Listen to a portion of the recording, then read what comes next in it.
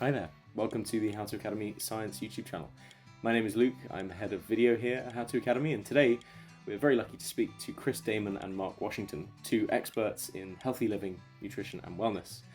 Marc is the founder and CEO of Supergut, and before that he was a titan in the health business world, serving as CEO of Irwin Naturals, COO and president of Beachbody, the creators of P90X, and director of strategy and operations at Fiji Water, among others. Chris, meanwhile, is a practicing gastroenterologist, clinical associate professor at the University of Washington, and is an expert on food and microbiomes. Because of this, he is the chief medical and scientific officer of Supergut. Today, Chris and Marc will be coming up with their top 10 list of things to do throughout the day to make it as healthy as physically possible. So, gentlemen, let's start at the very beginning of the day. You wake up. What things can you do right off the bat to be the best version of yourself? It's a great question. A good day begins with a good start, and can help set things right for the rest of the day in its entirety. And it sounds a little bit hokey, but there's actually good science behind this. So mindfulness or meditation is actually incredibly important for overall health. This has been studied in very well done, peer-reviewed studies. And so a practice of being mindful, centering yourself, whatever that means to you, it could be listening to music even, or just taking a time to center yourself, taking a time to meditate, do some breathing. It could be in the shower, it could be over your morning breakfast, but just centering yourself and focusing on the things that bring you joy and that are important in your life. And not getting caught up in the rat race of modernity, which we're all on to a certain extent. So that's one thing that can be really important to set a day straight. And I think to add on to that, this goes back to this whole subject of like the mind-body connection and holistic health. And, this mental health and clarity, as Chris had pointed out, is so important both for your mental state as well as your physical state as well. They are intrinsically connected. And we'll talk more about this specific like gut-brain axis and the connection between kind of mental health and clarity and Zen. And frankly, the connection with your gut and your gut health, which has an overall connection to total health as well. So yeah, getting into the right mental state is a great start. Awesome. So you've finished your meditating. Before you start work, is it worth chilling out on your bed, or is there better things you can do with your body straight after that? I'll take this one. I think moving your body is important. The one thing I'll say is that it depends on the individual, kind of what fits in your schedule, whether or not that should be in the morning, if you're a morning person you want to get going, or if it's in the late evening. To me, I say moving your body, physical fitness and exercise is absolutely critical. You want to get in some level of exercise on as consistent, ideally daily basis as possible. So therefore, if that's in the morning, if that's what fits in your schedule, perfect, take it. Frankly, that's what I tend to do. It's when it works for me, both schedule-wise as well as I feel like it helps get my day going as well in a positive way. I've got just some positive endorphins. I feel good about myself when I've moved my body early in the morning. I think we all know it's very well studied and studied just how important exercise and physical fitness is on overall health. Again, back to this mind-body connection. When you're physically fit and moving your body, it also helps your mental state and clarity as well. And here's the one thing that a lot of people don't take into account. Exercise doesn't always mean going out and running a marathon, like the most arduous, like intensive type workouts. Like I like to get a pretty intense workout in, but exercise literally means moving your body. It can be as simple as, call it a 30-minute walk, right? Just to get your body going, just to get things moving also counts as exercise. The important thing is to try to get in some level of exercise on a daily basis as much as possible. Ideally, in half an hour. At least light to moderate exercise is really, really good for your overall health. Okay, so you've come back from exercise, you're a bit sweaty, you jump in the shower. Can you make your shower even healthier? I thought you were alluding to this in the earlier question around chilling out. And I was going to applaud you on your use of puns. But there is in fact, some research around cold therapy and how that can actually shock your cells into producing more mitochondria cells, thinking that you're in a cold environment. Mitochondria are really important in brown fat in particular, which are the types of fat that produce heat energy. So, whether a cold shower is enough versus plunging into an Arctic lake, I guess the jury is still out, but it certainly wakes you up, and it's invigorating mentally. Maybe it's helping your partners within your cells, little mitochondria, in terms of how they're supporting your energy throughout the day. Okay, so we dry off, we start work, we're cracking on with emails and with admin, and probably we're slouched like this. Surely there's no way of making work healthy, right? I would say there's ways of making work healthier, right? So one of those tips, and something I follow, if you notice me here today, try standing, right? Instead of sitting at your desk all day long. I mean, some of the stats are a little scary when you do this research on, in the US, the average adult sits for 10 hours a day. Whereas the research has shown, like, if you're sitting for more than 4 hours a day, it actually can increase the likelihood of onset of major health disease, like metabolic health disease. It's not as though it's the only thing, but it can contribute towards that. If you are sitting, if you're sedentary, let alone back issues, things of that nature. So the simple solution, if you can, are find ways to stand. Like, I actually use a standing desk, stand all day long, and I take it as a point of pride to check my watch every day, make sure I'm getting my standing points throughout the day. It also just keeps you mobile, keeps you moving, and it also alleviates back pain, in addition to avoiding some of the negative implications of sedentary and sitting all day that could have on your overall health. So if you can stand as much as possible, that's definitely better for your work day. Okay, so we're standing up, we're getting a bit hungry, come to lunchtime. So we've just done a top 10 diet and nutrition tips videos. Go check that out elsewhere on the channel. But things don't end at what we eat, right? The how we eat is very important. So maybe if we could do a sort of before, during, and after. How should we eat to be healthy? Yeah, it's a great point. And in terms of when to eat, it's probably a good idea to have your meal before you're actually famished. And the reason is, when you're super, super hungry and you eat, you tend to eat more. And that's because it takes a little bit of time for your satiety mechanisms, your hunger and how full you feel to catch up. So that's one bit of advice. Another bit is to eat slowly. And there are cultures that have embraced this. There's, I believe, a Japanese phrase, hara hachibu, which is to eat until you're, I think, like 70% full. I don't know how you measure whether you're 70% full, but basically, eat until you're not completely stuffed. Let's put it that way. That can actually be really helpful for your metabolism. Yes, one of the things that I was just going to say, just on that note, one of the things that I've learned over time is, it takes a little bit sometimes for your brain to catch up with your body. And so even though your brain is like, oh, I'm going to continue eating, I've got more food on my plate, I don't, feel or get the sense that I'm completely full.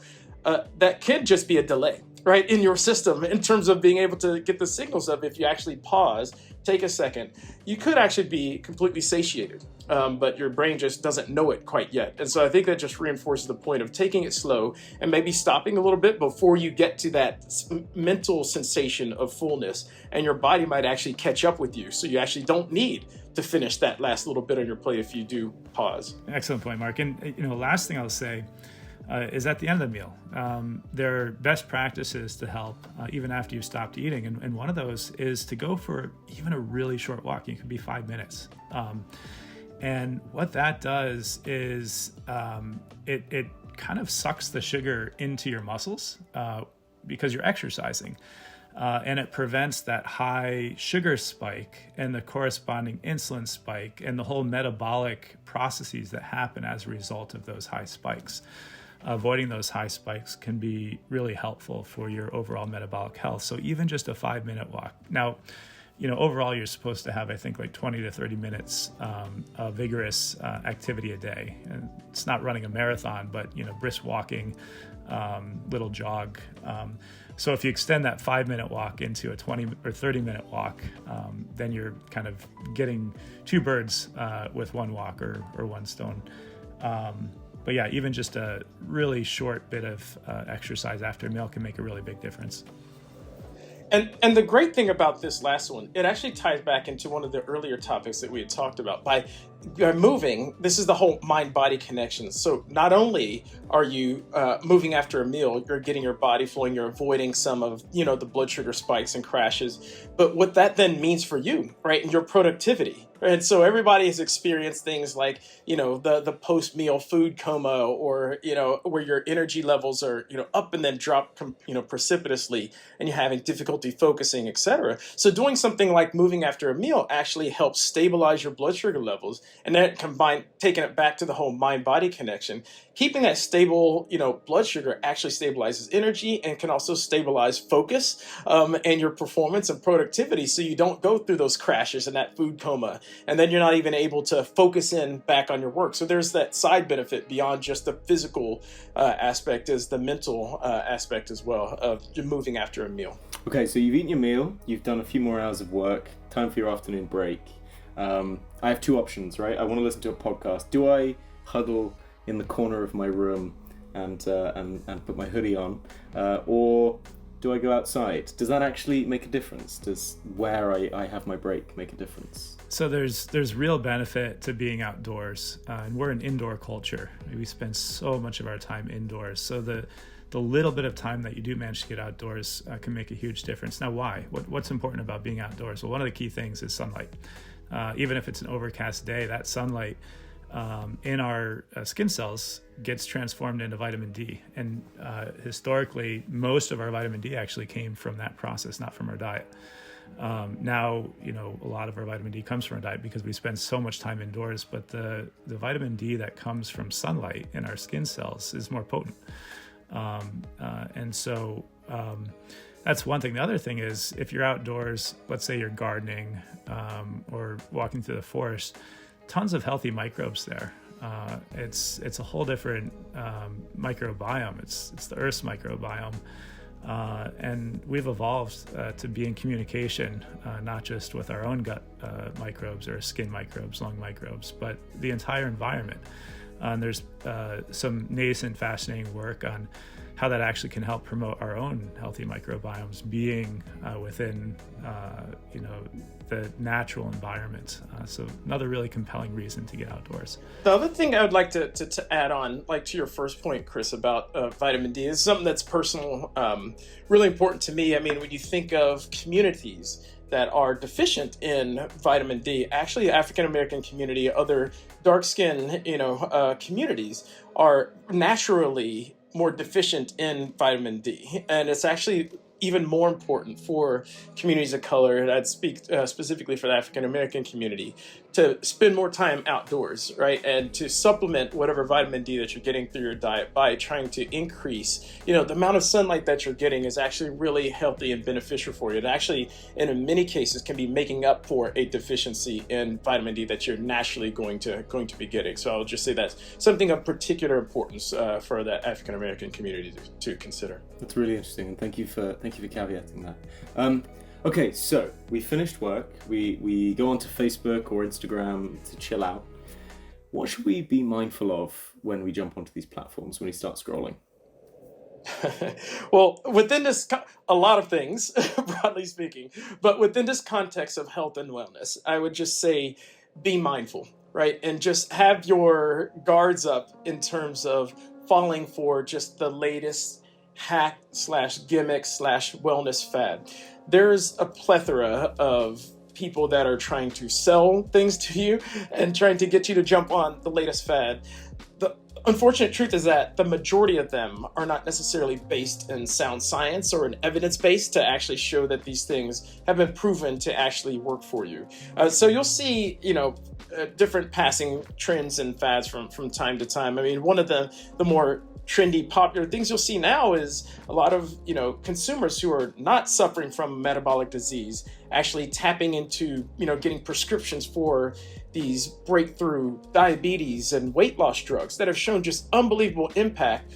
They're specifically designed, clinically studied, and for individuals suffering from metabolic syndrome, from diabetes and weight loss, and they've shown unbelievable impact. But now you see a lot of people promoting these drugs and using them like a magic pill for people that are otherwise healthy, right? And so not necessarily going through your physician through the traditional route to tap into kind of these latest breakthrough drugs. I would just say proceed with caution. And things like that, when you're getting the therapies, absolutely consult your physician and be very careful and mindful of just jumping on the latest trad, the latest fin, because it feels like a breakthrough miracle drug, an easy pathway.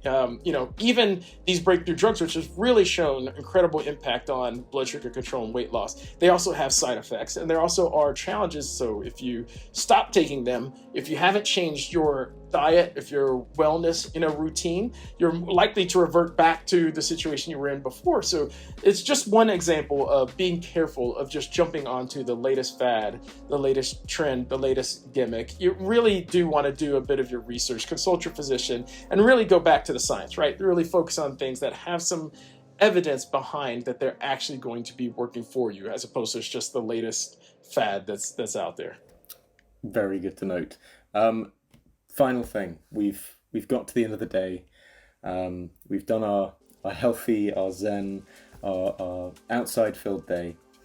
I'm guessing that we shouldn't stay up till 2 a.m. watching Netflix, right? Hypothetically. Yeah, you don't want to skimp on sleep. Sleep is one of the most important things for health.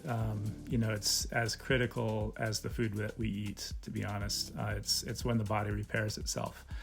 And there's best practices when it comes to the so-called sleep hygiene. And that's things like, don't drink a ton of water right before you go to bed because it'll wake you up.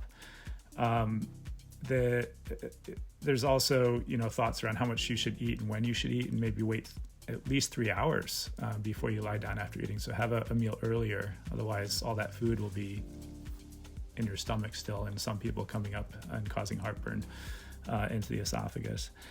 Go to bed at the same time every night. There's a lot of best practices here. But one thing that I want to stress is how healthy lifestyle is really all interconnected. And so what we eat is impacting how well we sleep. And there's fascinating studies on fiber and sleep that are coming out. And so maybe I'll end, I started with the 4 phonetic Fs. I don't have a cheat with phonetic here, but there's 4 Ms for healthy lifestyle, and it's molecules, microbes, movement, and mind. Molecules are food and toxins. There's the flip side to each of the healthy side. Microbes, that's actually your healthy microbiomes on, in, and around you, and countered by pathogens, viruses, and bacteria. Then movement, as we talked about. So exercise, incredibly important. Flip side would be a slovenly lifestyle, couch potato lifestyle, maybe too many podcasts indoors, not outdoors, walking around. Podcasts are great. And especially because you can be mobile when you're listening to them. They're particularly good, walking and getting sunshine. And then lastly, mind. And this is where sleep fits most squarely, but impacted by the other 3 M's. Part of mindfulness is good sleep habits. And there's one more letter, and that's community, and that's the base of the 4 M's. For many, it's what gives meaning to life, is the people that we're connected to, the world that we're connected to around us. And so not to lose sight of, perhaps the biggest of all of the letters, the C, the big C, the community. And with that, grateful for you in terms of having this opportunity to reach out to the larger community. So thank you. Well said, Chris. Gentlemen, thank you so much. Audience, do check out our other video with Chris and Mark, where we come up with top 10 diet and nutrition tips, debunking some myths, setting the record straight, focusing on food. We also have loads of other videos on our channel, everything from processed foods to meditation, psychedelics, biological anthropology, space even, so do check those out. Otherwise, hope to see you again soon. Take care.